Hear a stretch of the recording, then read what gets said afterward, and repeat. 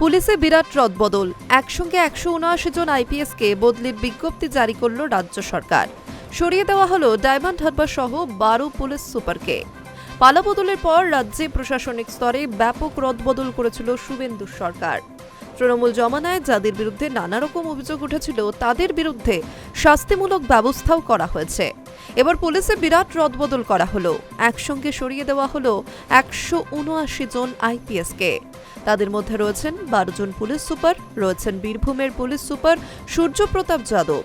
তাকে দেওয়া হচ্ছে কলকাতা পুলিশের জয়েন্ট সিপির দায়িত্ব। জলপাইগুড়ির এসপি অমরনাথ কের পদোন্নতি হয়েছে, এবার তিনি উত্তরবঙ্গের ইন্টেলিজেন্স ব্যুরোর ডিআইজির দায়িত্বে। পুরুলিয়ার পুলিশ সুপার বৈভব তিওয়ারিরও দায়িত্ব বাড়ছে, তিনি এবার কলকাতা পুলিশের জয়েন্ট সিপি পদে বহাল হচ্ছেন।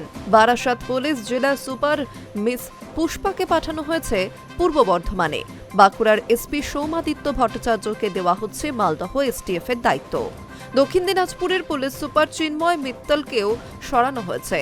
হুগলি গ্রামীণের সুপার কুমার সানিরাজকে দেওয়া হচ্ছে পুরুলিয়ার দায়িত্ব। বারুইপুর পুলিশ জেলার সুপার শুভেন্দ্রা কুমারকে দেওয়া হয়েছে কলকাতা পুলিশের ওয়্যারলেস শাখার দায়িত্ব। ডায়মন্ড হারবার পুলিশ জেলা সুপার ঈশানী পালকে দেওয়া হচ্ছে কলকাতা পুলিশের দক্ষিণ পশ্চিম শাখার ডিসির দায়িত্ব। বেঙ্গল এসটিএফের সুপার পারিজাত বিশ্বাসকে পাঠানো হচ্ছে এনফোর্সমেন্ট ব্রাঞ্চে।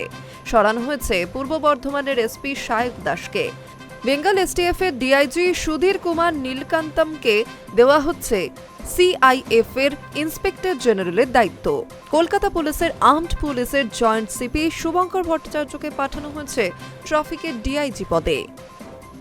High news network.